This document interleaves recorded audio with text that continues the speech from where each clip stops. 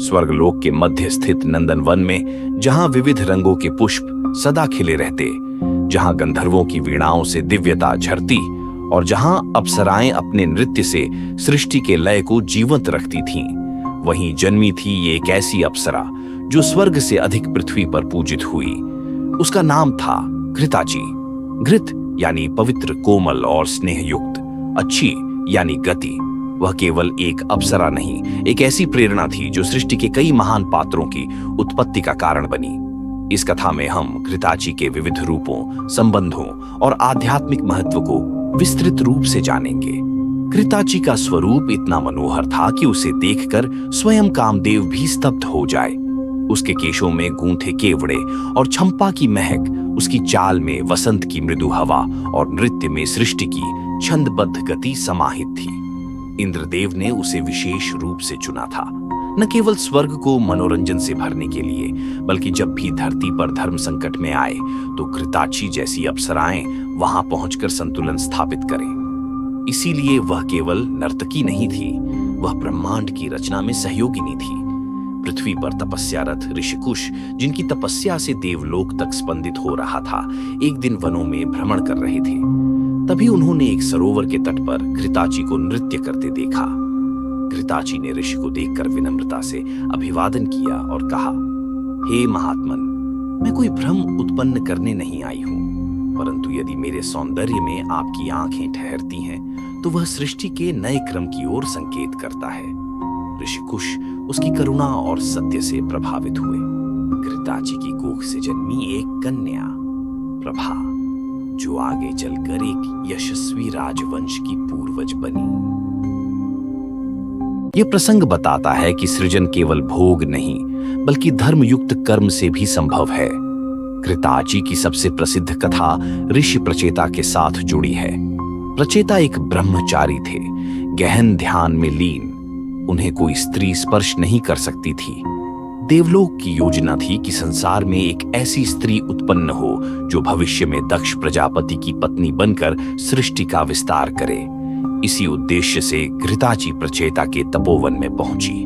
उसने दूर से ही अपने रूप, नृत्य और लय से ऐसा दिव्य वातावरण रचा कि ऋषि की इंद्रियां विचलित हो गईं। उनका वीर्य बाहर निकलकर सरोवर में जा गिरा। कुछ समय बाद उस जल से एक कन्या उत्पन्न हुई, मरिष्या।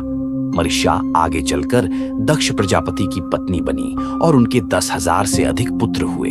यही पुत्र आगे सृष्टि के विस्तार में सहायक बने। यह उदाहरण दर्शाता है कि घृताची उत्तेजना नहीं, प्रेरणा थी।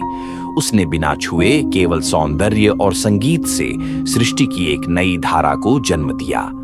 ऋषि व्यास, जो महाभारत और पुराणों के रचयिता माने जाते हैं, एक समय पुत्र की प्राप्ति की इच्छा से ध्यानस्थ थे। उन्होंने तपस्या की, परंतु किसी स्त्री से संबंध नहीं बनाया। तभी घृताची स्वर्ग से उतरती हैं और एक सरोवर के तट पर अपनी अलौकिक छवि से वातावरण को सुरभित करती है। व्यास की इच्छा जागृत होती है और उनका वीर्य जल में गिरता है।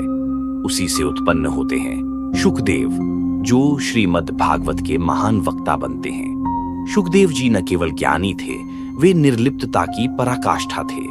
एक ऐसा गुण जो उनके जन्म के समय से ही उनमें था, शायद इसीलिए कि उनकी माता एक अप्सरा नहीं, स्वयं प्रेरणा स्वरूपा घृताची थीं। कुछ शास्त्रों में उल्लेख है कि घृताची ने देवगुरु बृहस्पति की इच्छा से एक कन्या को जन्म दिया, जो अत्यंत बुद्धिमती और तपस्विनी हुई। वह कन्या आगे चलकर भारद्वाज वंश की नींव बनी। इस घटना का भी यही तात्पर्य है। घृताची ने ज्ञान की वंश परंपरा को आगे बढ़ाया और उसे एक नई ऊंचाई पर पहुंचाया। ऋषियों की तपस्या में जब जब मोह उत्पन्न हुआ, घृताची वहां केवल परीक्षक नहीं, मार्गदर्शक बनकर उपस्थित हुई। उन्होंने कभी तप को नहीं तोड़ा, बल्कि उसकी दिशा बदली। ऋषि के मोह को सृजन में बदल देना ही उसकी सबसे बड़ी शक्ति थी। इंद्र, ब्रह्मा और नारद जैसे देवता जानते थे कि घृताची कोई साधारण अप्सरा नहीं। वह न केवल मोहिनी थी, बल्कि चेतना की वह रेखा थी जो मन, कर्म और धर्म को जोड़ती थी। नारद मुनि ने एक बार कहा था, जहां घृताची हो वहां केवल सौंदर्य नहीं, कोई नया जीवन जन्म लेता है।